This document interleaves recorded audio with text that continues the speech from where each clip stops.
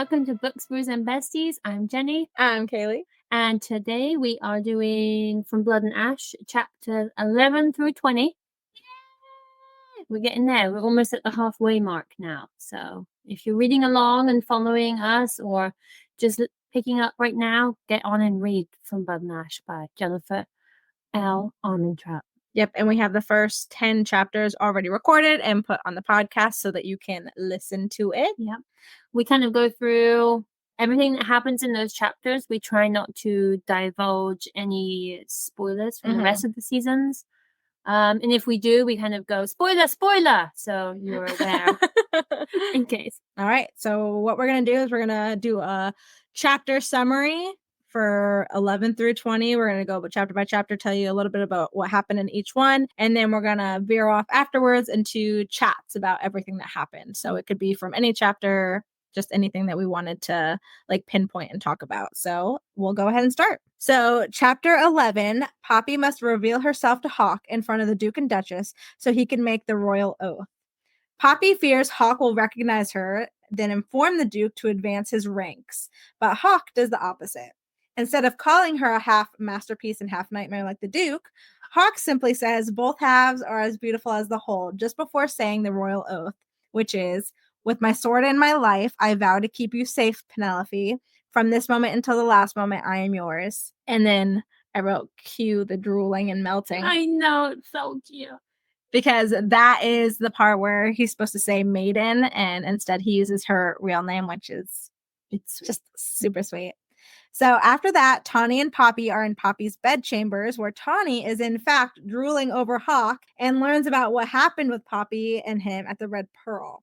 Upon finding out, Tawny ends the chapter saying how exciting things will now be in the castle. Then we go into chapter 12. We meet two ladies in wait, Lauren and Defina, which is a big detail in this chapter because Poppy is not allowed as the maiden to interact with others. And yet our little troublemaking girl chooses to stay and watch as the ladies in wait try their hardest at a competition to gain Hawk's attention, which is hilarious. It is funny. After their antics, Tawny joins in and does what she does best, which is instigates, and gets them talking about what Hawk may or may not do at the Red Pearl. Their conversation jumps around from that to a Miss Willa Collins, who we learn has a very interesting journal about her most glorious sexcapades. Then the topic shifts to Prince Castile, which is known as the Dark One. We learn that it said he uses his good looks to gain access to places like the Goldcrest Manor, which in the first 10 chapters we learn gets taken down. Lauren ends up saying how it would be intriguing if he was on the grounds for the upcoming rite, which makes Poppy speak out about the fact that Lauren would find enjoyment in innocent people losing their lives. After that, the ladies in wait leave, and while Tawny and Poppy discuss Hawk, he jumps in. Tawny and Hawk engage in some adorable banter, plus he learns about her nickname, Poppy, before he ruins the moment by telling Poppy she's been summoned by the Duke. Hawk escorts Poppy to the Duke, where we find that the Duke and Lord Mazine are waiting for her. As she enters, he says he will be right there waiting when she's done.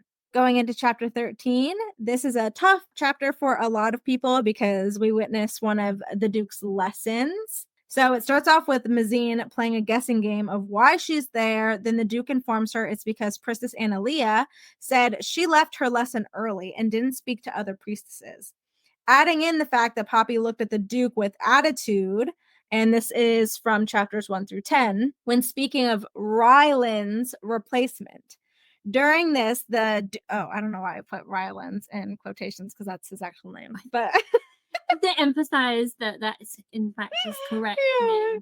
During this, the Duke again says Ryland's name wrong, which makes Poppy snap and correct him again, only worsening the situation. When the Duke claims she will get 4 lashes, Poppy asks if that's actually enough, which makes him go up to 7. They make her undress from the waist up and use a cane to lash her 7 times. Somehow she keeps quiet as she's taught a lesson. When she leaves, she realizes Hawk is not the one waiting for her. Chapter 14. Victor was waiting for Poppy after her lesson, which we learn that right off the bat. Poppy wonders if the guards standing at the door know what happened in there, even though she stays quiet. She also mentions how Mazine forced the hand she used to cover herself away so that she had to stay exposed during the lesson. Victor tells Poppy that Hawk had sent for him due to how uneasy her and Tawny had been when they were first summoned. Poppy mentions how Tawny has had to stay up late to ensure her welts were taken care of, even though Poppy heals quickly. She also mentions how the Duke had mentioned meeting Poppy's mother during her lesson. Poppy has been hidden away for 2 days after her lesson, and at this point, she's just in her room looking at these torches that are lit beyond the rise. Now, these are important because these torches are what signals if the Craven are coming. She notices them start to dance, which is a telltale sign that the mist is coming. Then the fires start to go out. Horns start going off as a warning that the mist, which held Craven, had arrived. Poppy jumps into action, grabbing her bow when Tawny comes in trying to stop her. It doesn't work, but we do learn that Poppy has made sure Tawny has also learned how to use a weapon. Poppy uses the servant's entrance to weave through the castle unnoticed, in slippers, I might add. And Poppy reaches the rise and occupies an empty battlement. There, she finds bloodstone arrows and sees Victor is outside of the rise. The Craven come, and we learn that they are what made her scars and murdered her family before her 6th birthday. Chapter 15, Craven and guards clash together as they fight against each other when the mist starts.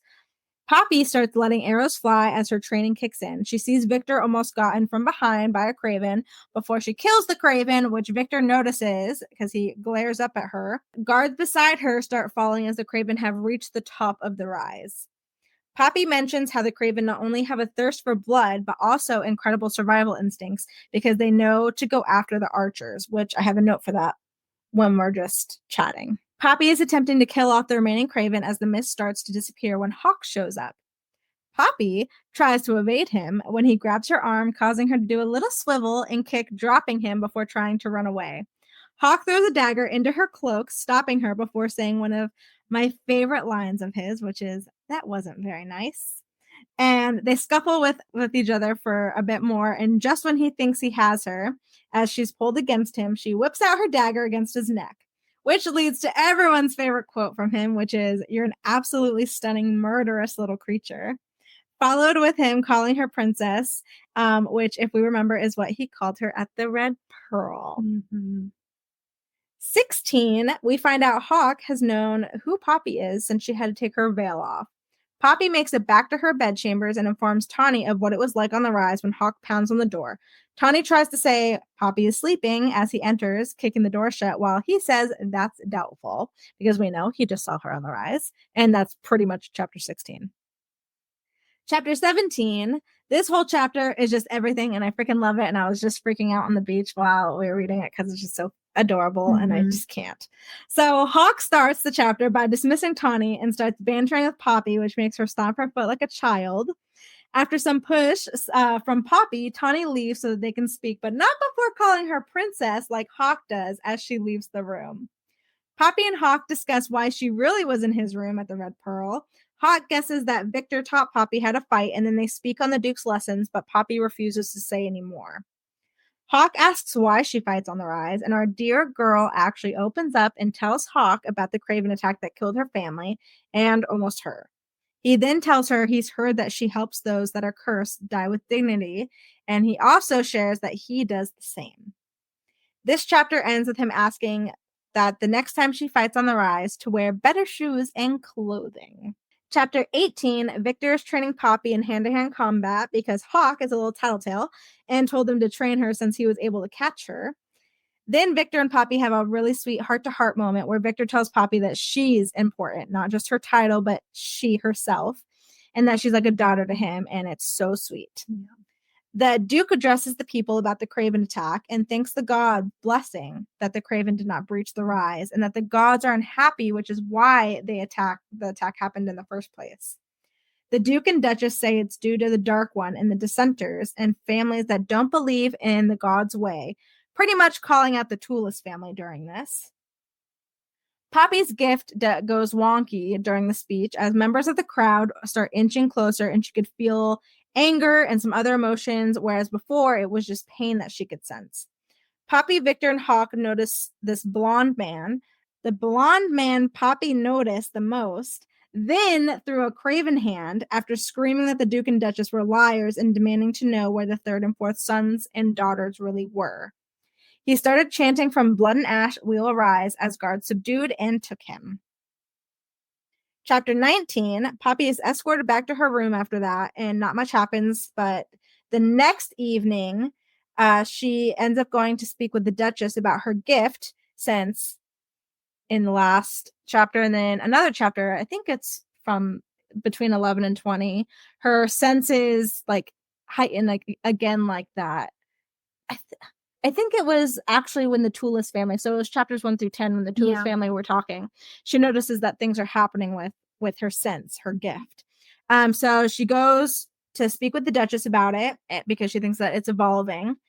And Poppy tells the Duchess about feeling things other than pain, and the Duchess starts off by scolding her for even using her gift, and then asks her to use her gift on her. The Duchess tells Poppy not to speak to the Duke about her gift maturing because it will remind him of the first maiden. And that's pretty much what chapter 19 was. And then last chapter, chapter 20, Poppy is with Priestess Analea reading an excerpt from the History of the War of Two Kings when the priestess tries to correct her pronunciation of the Skotos Mountains. After changing how she says the word, Hawk juts in, saying that she was correct the first time. And he says it in a way that insults Priestess Analea, which is hilarious. So both of them are shocked, Poppy and the priestess. He says another like insulting comment pretty much about how he wouldn't want anyone to think that Poppy is uneducated if they were to hear her speak it, which is just another jab. So anyways, Priestess has Poppy keep reading. She reads something about how the Ascended have to drink the blood from the gods.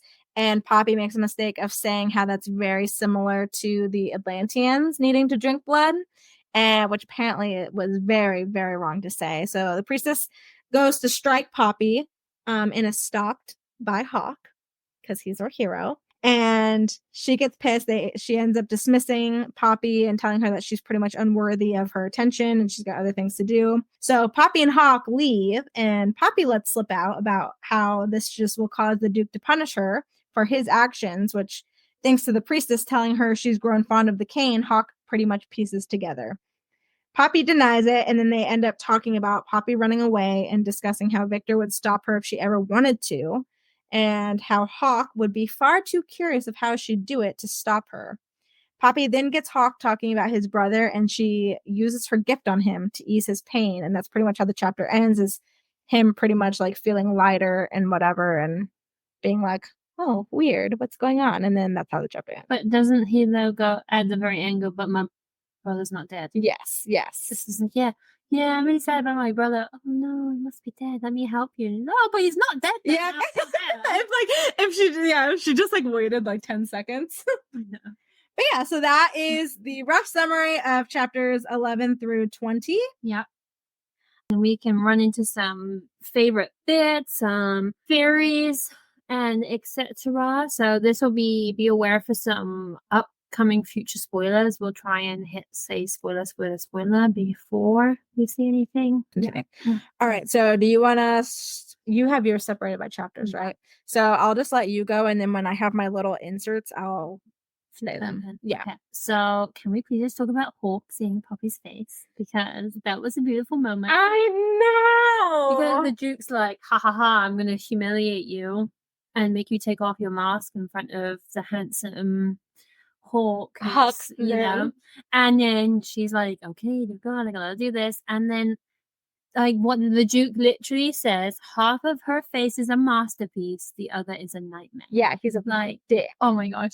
But then Hawk just goes, both halves are as beautiful as the whole. And I'm like, just cry. I told you this on the beach, but I forgot how much I loved him. Like I loved him so much, and I kind of forgot how much I did after reading the prequel. Yeah. But God, this is just doing it for me all over again. He's the book boyfriend. Yeah. He like the ultimate. In my opinion, so far from all the books I've read, out of everybody, I'm like, yeah, he's need top. a Hulk. He's like, yeah, he's the best. And also, like jumping to what was it? Chapter, was it 17 where she learns the lesson? No. What was that? What chapter was that? For The Duke's lesson? It was 13. Okay, so in chapter 13, do you remember how the Duke was like, Hawk only said that because he had to, because you were there, but he Yeah. wouldn't say that if you weren't sitting there or whatever, to kind of like diminish that beautiful moment. I know. I was like, it's not going to work. Yeah. And then next, he changes the vows from the maiden to Penelope. Yes. I was like, that's adorable. I know you mentioned that. And we're like, oh, it's so cute. Because it is. He's just, I know. it's just, and what was it? Tawny was like, did you hear how he made it sound like sex or whatever? Yeah. It's like, oh my gosh. I have, from this moment to the last moment, I am yours. And Tawny's reaction is just perfection. And then obviously she lets slip that that's what they were doing in the Red Pearl. All right. So chapter 12. It really hits home when Poppy says, I sit the way I've been groomed. Like, she even acknowledges it. She says it, but she feels so strongly, like, she's like, I have to do this because this is the way that, it's gonna be, and I have to, for the gods, and this is, everything's right. But she literally just says, I've been groomed. Yeah. And That yet terminology it doesn't like twig. Yeah. It's interesting. I don't like Lauren or Davina. There was no moments in any part of this that I liked either of them. No, they just felt like just gossipy teenagers that that they don't really have anything to do, and that's just, they just go there. And it's really interesting. I have that Davina and Lauren are chatting and they're trying to whisper to each other. Oh my gosh. And we're like, if Tawny and Poppy can hear them whispering, Hawk can hear them whispering. We know. And I'm just like, I was rereading this whole thing and I'm just like laughing and like awkward hiding shame. Like, he's just sat there like. I know. And the fact that they even like do the competition of like, oh, the fake fainting or like the dropping of her like little satchel of whatever it was. I'm just like, oh, if I was in that room, I would be dying of embarrassment and like cringing for them. But my favorite thing is, for anyone who has already read the series, if you read A Soul of Ash and Blood, this moment is in Hawk's point of view in that book. And it's so much better. Like, it's just top notch to read what he was thinking and stuff during it. So it's great. Willa Collins name drop introduction. Yep. Miss Willa Collins with the little sex diary. Yeah. Spicy. I hope there's some spice. I know I haven't read that one yet, but I haven't either. You've glanced it. I just looked at like the character art and stuff. I just hope there are some spicy scenes. I hope it's a way that she's written in, because that's the whole point. Oh, there's for sure at least one, because in the back of A Soul of Ash and Blood, there's an excerpt from that book, and it's there is, and that one's very spicy. So there's definitely some spice in it. So after we've been talking, I can't remember who leaves in that scene. Davina and Lauren. They just leave. Yeah, well, it's because Lauren is like, oh, it'd be so exciting if the Dark One is on the grounds. And Poppy's like, oh, so you think it's exciting for men, women, and children to die? And then Davina's like, oh, no, she just says things. I'm sorry. And then they leave. Good one, Poppy. I know she's got no social experience much because she's not allowed to talk to people, but. And she's like got a snappy mouth. Like she's quick to say how she's feeling and stuff, which is, I love that. I love that for her. It just gets her into so much trouble all the time. Yeah. But also, like, Tawny in this particular section does her little instigating stuff where she's like, oh, you guys think that Hawk visits the Red Pearl? Whatever would he do there? Like, what do you mean? And Poppy's just like sitting there dying. Like, shut up. What are you doing to me? It was too good. I honestly, her character developed so like fast in these like earlier chapters. Tawny's? It was just so good. I know. I actually was thinking that when I was rereading this, is I guess I just didn't latch onto her character so much in the audio, but like actually reading it, I'm like, oh my god, Tawny, what the fuck is wrong? Like, what are you doing? And even Hawk at some points is like, I really am starting to like it. Yes. Obviously, we get another summoning which we know it's not going to be good because we had the first summoning. We got mentioned that she gets summoned by the Duke early on in chapters 1 through 10. Mhm. Then she does get summoned, but it's to talk about Rylan. Mhm. Then we get another summons, which is Hawk and the transition, which starts to, there's like a little bit in that first one with her name being wrong and stuff, and then the next one where he's trying to be like, oh, she's ugly, like, no. And then, so there's like a little bit, and then we know that there's now another one. And you're like, wow, third time, not going to be the charm. No, and it definitely wasn't for this And one. it really wasn't. And when you were reading it, I didn't realize. I remember that Lord Missing, because I was just rereading that when you were reading the summary, like takes her hand and puts it on the table, and it didn't trigger with me why until I was like, I need to reread that and be like, I didn't realize that she was fully like undressed. Yep, and he like went to go sit down and then obviously noticed that she was covered, and so that's when he gets up and like moves her hand away. And I'm what a dirty pig of a man. That makes me dislike him. I know, right? It's like it ups the hatred so much more. But like I have to give props to her because if I was ever in that situation, there's no way I'd be able to like be quiet while getting hit with a cane. No. Like I know she's like, oh, he doesn't, draw blood or anything, but still, it's gotta freaking hurt. Right? And especially in front of someone else, like that's demeaning enough to do it in front of someone else. But the length that they take her, I don't know how she's still being able to live and exist, because I feel like that would just mentally destroy 98% of the population. Yeah. So there is the scene when Hawk is walking Poppy to the Duke's office, and she trips on the stairs, and Hawk says, "It's my job to keep you safe, even from traitorous stairs." And then getting to the top, and he's like, "Don't trip again," and she's like, "Oh, like don't." I'm not going to or something, and he's like, but you just did. Yeah, she's like, it's a rarity or whatever. She said that's a rarity, and he's like, well, I'm glad I got to see it then. Yeah, I fucking love you. I love you so much. There is somewhere in the later chapters they do it again. Yes, we'll get there. We'll move on, but I've highlighted it because it made me laugh. Yes, I'm like Hawk with these comebacks, and then even later on when she's talking about how Victor and Hawk are like kind of at each other's throats a little bit, and she's like, Hawk's up by 3 comebacks at least. I'm like, yeah, I can see that because he's got them coming through from chapters 1 to 20. He's like hitting them out of the park. Oh, I just love it. And the Duke says some pretty disgusting things. He slides his fingers from my scars down to my lips. You have a well-formed mouth, and most will find your body pleasing. And I was like, way to make us hate this guy even more, JLA. I know, for real. And like also just the thought of him like touching her lips and stuff, and like even looking at her, just and some more comments. So you were always an active child. Like, ew, we don't need to bring this up at this moment, but you're saying, oh, we'll find your body pleasing, and talking about her being a child. Yeah. And we've already mentioned that she says that she's been groomed. Yeah. Which is just really like driving it home.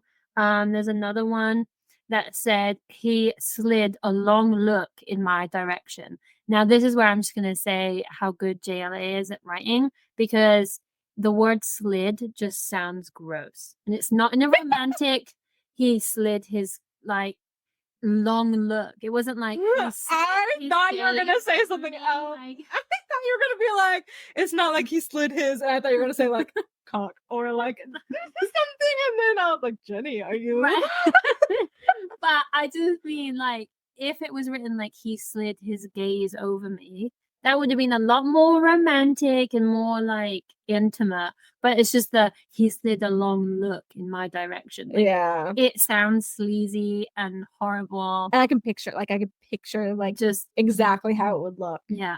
And I want to say I give props to Jayla, because like it literally is the difference between long look and gaze. And like, I'm like, she just did amazing. And it really, really helps us just be like, ew. Yeah, no, I seriously love her as an author. I think she does amazing, like with describing and making you feel and see what's happening. But also freaking Poppy in this section, she's so stupid. I remember reading it going, You stupid. Like why? You know what you're doing and you chose to do it anyway. So like, oh, are you sure 4 is actually enough? Poppy, like you can't even complain after this point because you just brought that on yourself. I literally wrote, I was like, just because she says she's received up to 10 before, and I was like, just because you've received 10 once before doesn't mean you need to again. I was like, shut up, lady. I'm like, geez, Louise. I was so mad at her. I was like, you are dumb. Like sometimes your mouth does get you in a lot of trouble. All right, what do you have for 14? I know that there's not much that Victor can do because he's the Duke and the Duchess, and he doesn't want to lose his position because he wants to protect her, and everything. But it does make me angry that he's just stood out there. He's just stood there, like probably facing the door or facing like with his back to the door. Yeah. There's and Poppy even says in one of the chapters how actually I think it's when Hawk is in with Priestess Analia, and she even mentions how like Victor will look away when the priestess slaps her, and Rylan would turn the other direction. Like none of them would actually step in, and Hawk is like the only one that actually intervened and stopped her from being harmed, which is ridiculous. So that's really sad. I'm glad I thought that it was just Wouts, because I was definitely in my head. I remember the first time I was reading this thinking it was more of like Outlander scenes where he's getting tore up. So I was like, okay, I'm happy that it's just Wouts, but I'm not happy at all. But at least it's that. Is there a reason that blood isn't drawn? I mean, the only thing that I remember, I see where you're going with this. The only thing I remember is that she always makes the statement that he's not strong enough to inflict that kind of pain on her. But I know where your mind is going. And that very well could be. I feel like that's got to be why. Sorry, that was a spoiler hint. Anyway, in the west, Macedonia, between the Stroud Sea Willow Plains, is the capital. Always summer and beaches, that's right, which is interesting that that's where the capital is, and that's where they decided to stay and be in the capital, because it's always spring and summer. The Ascended? Yes. Mm-hmm. Yeah, it is interesting. It's really interesting. Okay. That's like all I can do. We can't say any more than that. It's just like, yeah, that is an interesting fact, isn't it? So when we start getting there, I'm hoping that we can remember some of these points and be like, remember when we... Yeah, because I actually did not even catch that. But yeah, because she says at Castle Tierman, it's winter, right? Yeah, it's always winter and cold. And that winter where we are. Makes a lot of sense. Yeah. Now that you bring that up. But I know why it doesn't matter to one person in particular. But everybody else, it's a problem. Yeah. So it's interesting. We've got chapter 14 and a half. We're going to go back to Big Bro Ian being the sweet protector, reading her stories when they were kids. I was privileged no matter what I suffered, but I could be helping out there on the rise, protecting the kingdom. I love this selflessness character building happening here. What? I don't know. It made sense to me as I was reading it. I mean, I did that in the chapter summaries. I was like, what did I write? What is this? So we're talking about Big Bro and how that he was a big sweet protector of her as a kid and used to read her stories and stuff. And obviously something's happening on the rise. I think I've written that in the wrong section. No, that's 14, because I have that's when she leaves to go fight on the rise, because that's what the chapter summary says. So that makes sense. After that sentence I have, shit's gonna go down. Yeah. I like the way that we get a little bit or more in world building, I guess, about the fire beyond the rise starts to dance, is what she sees, and then it gets snuffed out. And that, by the mist. Yeah. Beyond. Well, she didn't see the mist at first. She sees it dancing and then it's gone. And then she says which I'm also like, there's a lot of foreshadowing here about it. That's the point where I'm like, so much is happening. What is happening? Like, what is it foreshadowing? because so much is. You're like, I know this is foreshadowing something. What is There's it? so much foreshadowing happening that it's like, oh, how do I know what it is that's going to be told next? Do you know what I mean? That's what I think makes this book so good, because you're always on your toes, because there's so much that could happen because it's being foreshadowed that you're like, wait, I don't even know what's going to happen anymore. See, I really liked that we learned that Poppy has made sure that all of her training she's kind of passed on to Tawny. And she tells Tawny, like, listen, there's weapons in the chest, there's a sword under my pillow. And Tawny's like, why is there a sword under your pillow? Like, Tawny's like, WTF. Yeah. Like, this is why you have nightmares and you can't ever sleep, is because you're sleeping on a sword. Like, what do you expect? Yeah. So I loved that. And also that, like, JLI put in that, because it's a very realistic conversation that best friends would have when one's sneaking out and the other one is like, what? I know. What are you doing? Are you sure this is I just imagine it as, like, if you were sneaking out, like, what are you doing? Stay like, daggers under the pillow. I'm like, what? You have daggers here? Like, why? Yeah, so I love that. But also, like, again, it's one of those WTF Poppy moments, because she runs out in her nightgown and slippers. I know. Like, woman, if you're gonna have a sword under your pillow, at least have, like, ghost shoes ready in your little servant's tunnel, like, ready to go. Do you know how much is mentioned about shoes, though? Throughout, since chapters 1 so far through the 20, No. The shoes and slippers are mentioned about 4 or 5 different times. I have never noticed. Because there's one where, like, Poppy's like, if you ever go back to the Red Pearl again, I'll cut holes in your slippers or something. And then there's one here, and then later on, obviously, Hawk brings it up again and stuff. And then there's somebody else mentioned something about her shoes. And there's a lot about the shoes going on here. It's an important detail, because she's going out on a dangerous rise and freaking slippers, and she even, like, slips in, what is it, the next chapter, I think. Yeah, it's the next chapter. Oh, so this is where I had one of my notes. Okay, so Poppy mentions how the Craven not only have a thirst for blood, but also incredible survival instincts. Yeah. Did I even read that in my chapter summary? Because they know how to go after the archers? I don't know. But anyways, we have that in there. But anyways, so there are Craven that know to go after the archers, right? So there's a sign of intelligence there.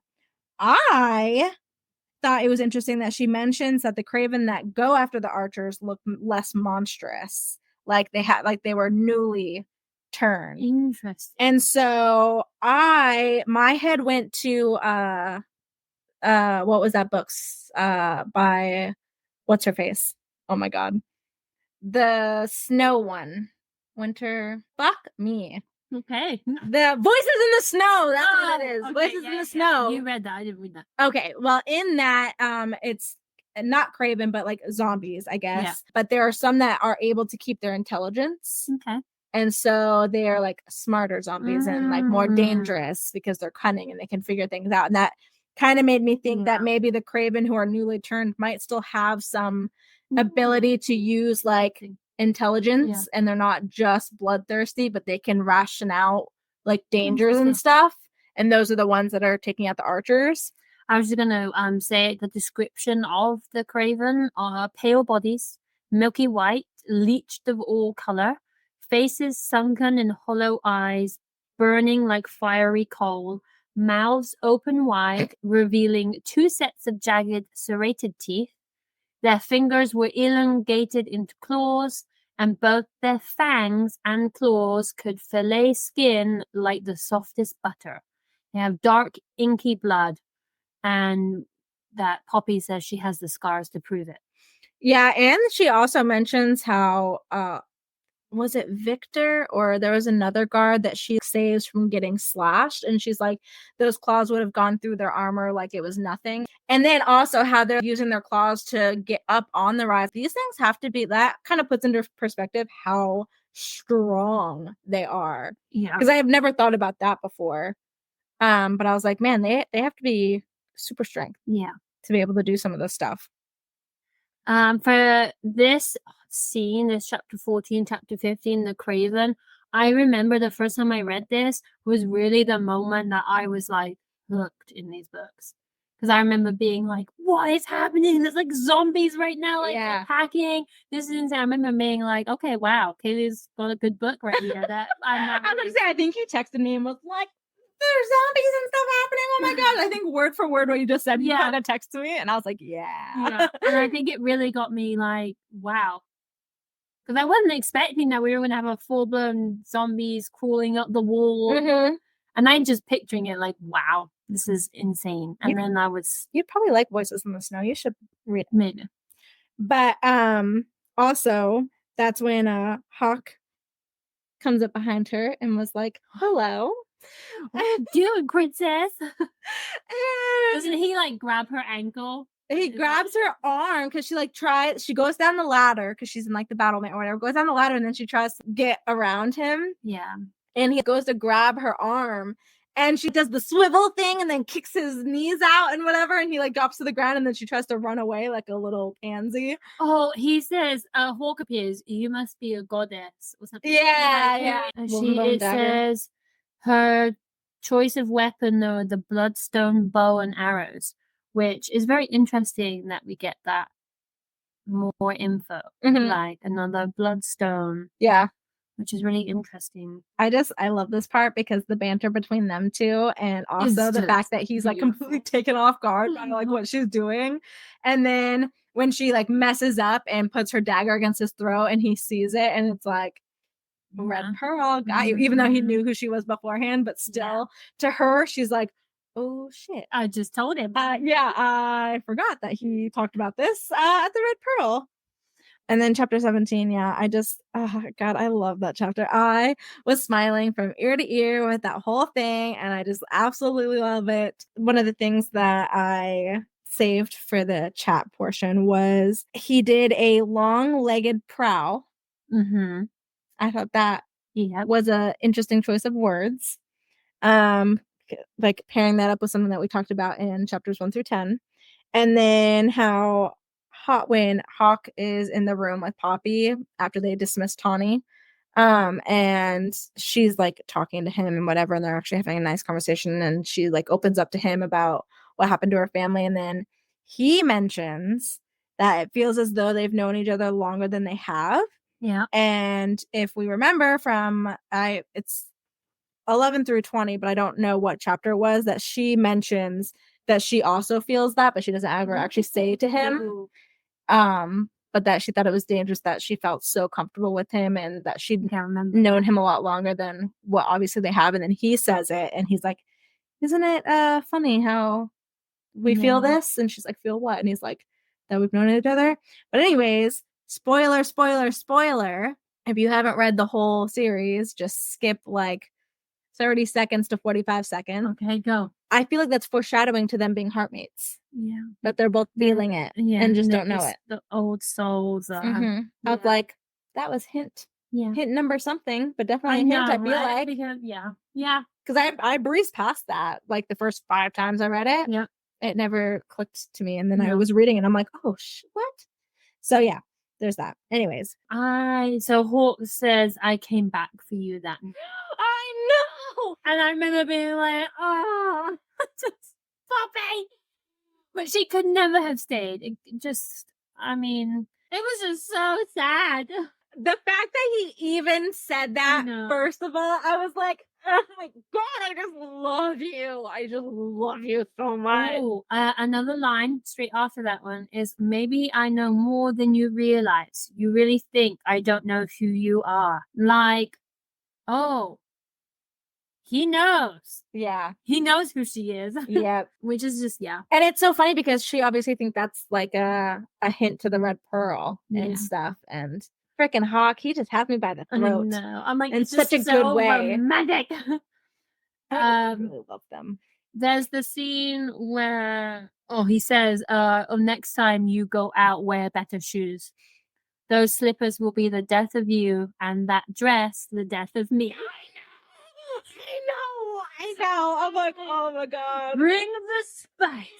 Oh, I just love him. I got goosebumps again. That happened on the beach when I read it. God. I was like, just JLA is just starting to sprinkle some hot sauce. I know. I can't take it. I mean, the books I read before this were like Twilight and Harry Potter and all of this.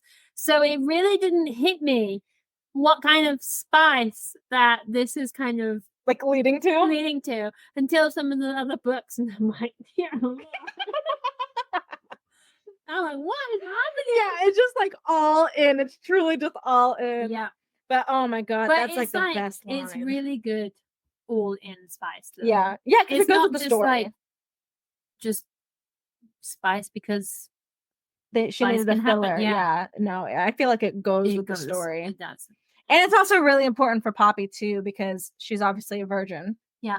So like that spice is also needed because she is gonna want to have it a lot, and she is gonna want to be like experimenting and doing things, you know, like that's just as very on par with the storyline and like what's happening with her as a person and like what she's going through and stuff. So I feel like it's all necessary. I don't feel like there's any, I mean, there's a few gross ones, but yeah. Where is the, oh, it's up here. Oh, chapter 19. So we'll go back. We're at chapter 18 now. So this is the morning training with Poppy and Victor, which just really reinforces he's just such a dad. He's such a like caring dad figure. And I forgot about this one. I thought like the most heart to heart we had was in chapters 1 through 10. When we really get a good look at the relationship, but this one just like hit it out of the park, and I was like, oh man, I forgot about this part. And she just like runs up and hugs him, and he's like, oh, okay, and like pats her, and then he just hits her with all the words, all the good words. Honestly, it's so. And then that evening, it's interesting that Hawk has gained valuable trust in Victor. And that's why he then tells Poppy is on the rise, because I don't feel like they trust each other. No, but it's growing though. I feel like Hawk goes to Victor, which I think is interesting. But I mean, you can still tell that Victor's like wary of Hawk, but obviously knows that he does a good job. Yeah. I put a note though of I wish we knew more about Victor. Like how does he cover so much up? How does he get away with coverings? It feels like he's always there. He's always around, and he's like, "Oh, I'm needed. I gotta go sort this thing out." Or how does he? And like sneaking out to the Red Pearl and to do what they do with the curse and stuff. Like he has to be gone. And he's training her in the morning. Like, how does nobody else know? Yeah. How is it all covered up? I feel like they have to, because then it's one of these next chapters. But Hawk pretty much tells Poppy that he's like been asking around and that he's heard rumors about her. Actually, I think it was in the last chapter where they're sitting by the fire, or whatever.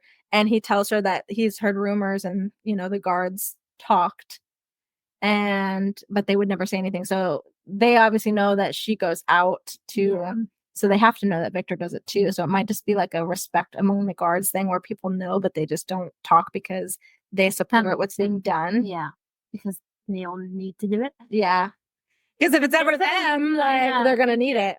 So that evening after the training, we have the Duke and the Duchess are addressing the large crowd after the Craven attack that night. And can I just say, when you think about when they're talking about like the Dutch and Duchess are like, oh, this was the king, this wasn't, the gods haven't rejected you, we haven't failed you, like, and they're questioning like why would they not fighting?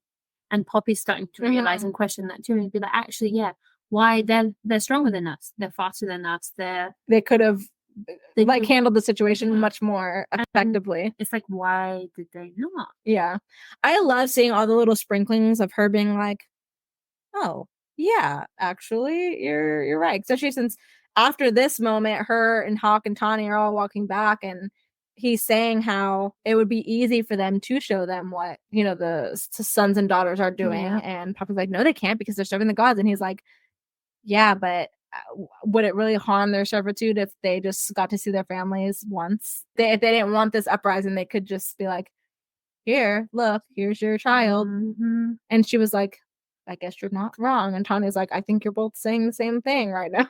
Yep.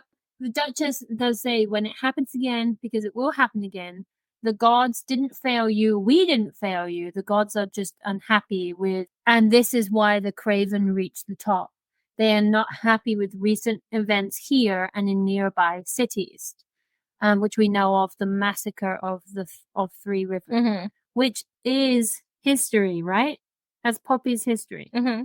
And we're already aware of that because it was mentioned in 1 to 10. And then Goldcrest And it Cannon. gets mentioned up again. And I'm just like... Yeah, because also, like, the blonde dude throwing the Craven hand. Yes, because she can feel so much more now. And so she's like assessing it.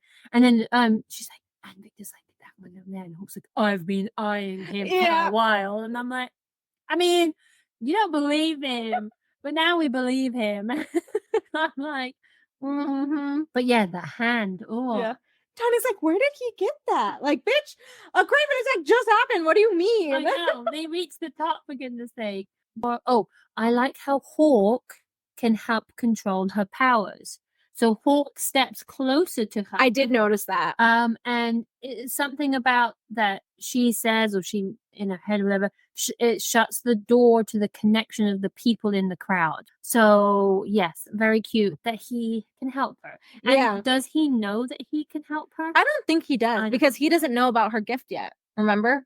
Does he really not? He really doesn't. Interesting. But yes, the Craven hand is just hilarious. And the Duke's just like, ho, so funny. Yeah. It's just... I also don't like that they tried to make it the people's fault that the attack even happened. And then after the dissenter threw the Craven hand and they got him, they were like, see, the gods already showed us one of you. As if them like cheering and being thankful that, you know, they were like, oh, but we'll talk to the gods or whatever. They were like, oh, see, the gods are already happy because you guys like cheered and are behind us again a little bit. So I was like, God, I hate you guys. I hate you so much. Like, you're just evil people. Like, obviously the Duke more than, I don't know. I do like the Duchess more than the Duke. I still don't like the Duchess, but I feel like she could have been good if she wanted to. Yeah. I feel like she had the opportunity to be good, and then just circumstances, and she's not. So this is the bit that I think is hilarious. Hawk says, "Watch your step," when he's opening it for Poppy, because I think Tony's... Oh, this is the other... Yeah. Watch your step. Wouldn't want you to continue with your new habit, princess, of like falling down the step because she trips. And a little bit later, he says he wants to check out her room before she goes in. And Poppy is like, are we checking for stray dust bunnies? And he's like, it's not dust bunnies I'm worried about. Steps, on the other hand. And I imagine like she just want to be like, I'm going to slap you in the face. Yeah, like a straight throat chop is what I want to do to you. I also love that Tawny like picks up the princess nickname, and every time she has to leave a room, she's like, princess. Before she walks out, it's like, girl, you're just like cruising for a bruising. What are you doing? So it's like Poppy's not safe anywhere. She's got Hawk and then Tawny, which is like she takes everything from Hawk and just doubles it. And it's like, yeah, I can play onto this. Thank you. Here it says Tawny leaves, and Hawk says, I really like her, you know. Poppy says, I'm sure she'd like to hear that. And then I already know. Hawk says, and would you like to know that I really like you? And I'm like, he's the world's biggest flirt. I know, and I would just melt. I would be an oozing puddle of just mess. I'm like, I think I actually wrote Hawk is a grade A flirt bag. Oh my God, I just love him more than words can even describe. Oh yes, because we're talking about the veil. And he's like, why don't you just take it off? And she's like, well, I just wear it when it's not like people who can't see me. But he's like, but I can see you without it. Like you've shown me already. And she's just like, oh, but then it's more of like, she finds it suffocating, but it's one thing that she gets control over when she gets to wear it or not wear it. And instead of forcing it, he's like, I'll be outside if you need anything. And so instead of being like, take it off, he's like, I give you respect for telling me. And he just needs it. I'm like, I love you. I'm understanding. Gosh, I just want to rip my face off. I know. Especially since like so many people talk crap about Hawk because of chapters 1 through 10, where he's like on her and she's like, get off, and he's like, no, and everyone's like, oh, he doesn't listen, like that's red flags, blah blah. But like, no, honey, he is so respectful of so many boundaries, and he's just perfect. And I just want to say, I can see that side of it, but I'm gonna go spoiler here. We know that he knows what she's feeling. He can smell her. He can hear how fast her heart is beating, and her hormones and pheromones, and he knows. And you're not doing it wrong, and she's not just like, please stop, I don't want to, please stop. She's not like that. She's like, oh, just get off me, like. Yeah. And it even says, and like we talked about this in the last one, that she's like, I don't want him to stop. Like, I know, and we know that she's like, oh gosh, because they even kissed standing up before they even get to the bed. He doesn't just grab her, throw her on the bed, and says, I'm just gonna ravage you right here. They have like a whole kissing moment. Loved him. Kind of like, it just progresses to there, and she obviously is like, oh gosh, should I really be doing this? Because that's kind of how everyone feels, right? When they're still a virgin, and it's like, oh my gosh, is this the right thing I need to be doing? I'm not even sure. Oh my gosh.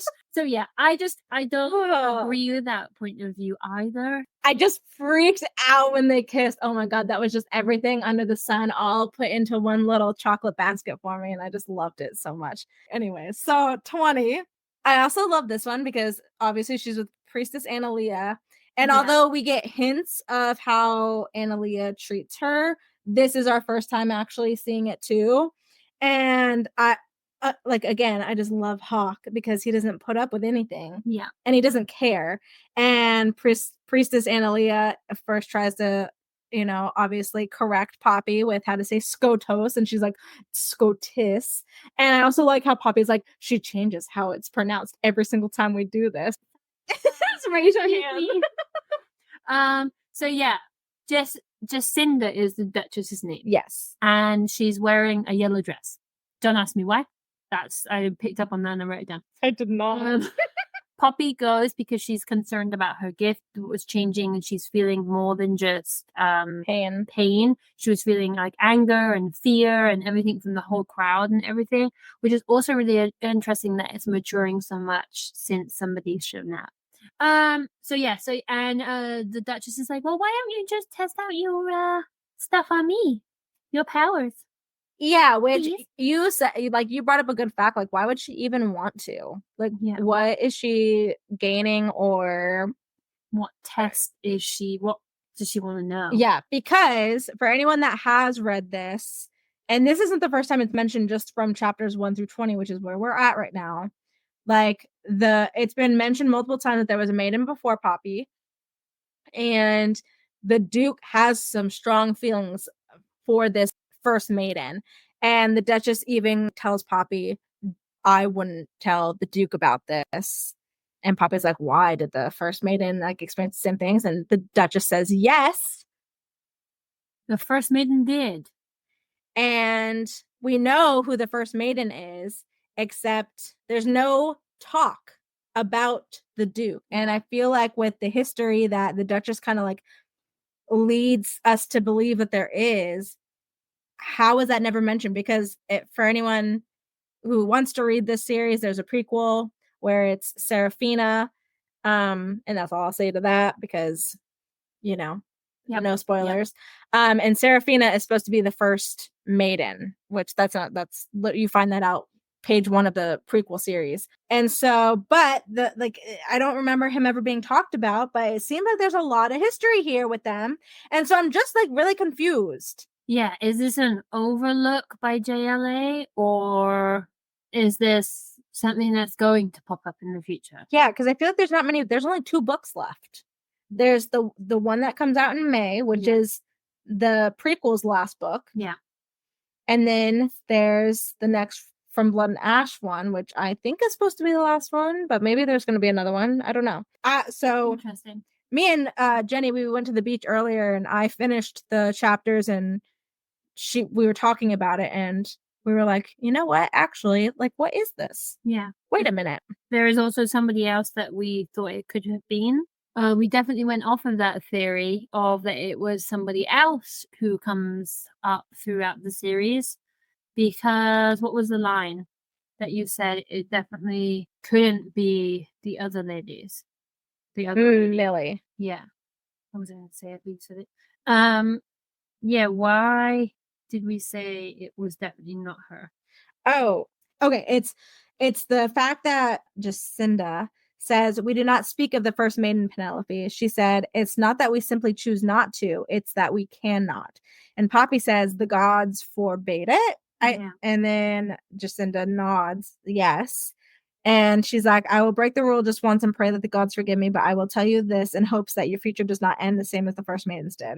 We do not speak of her ever. Her name is not worthy of our lips nor the air we breathe. If it were possible, I'd have her name in history scrubbed in its entirety. Blah, blah, blah, blah. So, and we know, spoiler, spoiler, spoiler, we know that Niktos made it to where no one could speak Sarah's name. Yeah, because all things that happened. But yeah, that's very huge important info right there that gets dropped. But again, is it? Because I don't think it's ever really mentioned again between the Duke and the mystery maiden.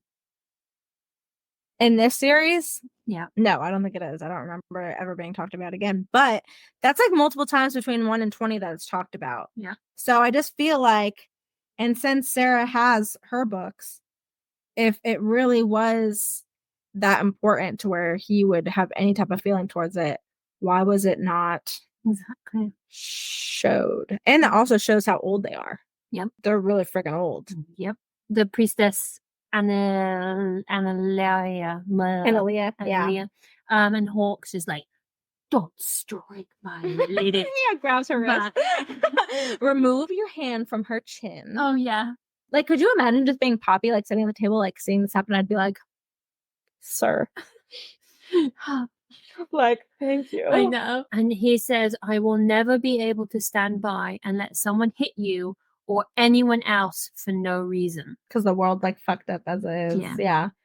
He's just such a good dude, man. I actually wrote he's the knight in shining armor we all need. He really is. So I need him. I need him something fierce. Something says that I have written down, it's about the War of the Broken Bones. Is what is mentioned. Yep. And I don't know that one. Is that mentioned in the prequel? Mm-hmm. Okay, then this we do. I just didn't remember I've only read it once, okay? So Niktos and Coolus. And that's the War of Two Kings. So not the War of Broken Bones. Or is that the same one? There's mentioned the War of the Broken Bones. I thought it was the War of Two Kings, and then I know that one.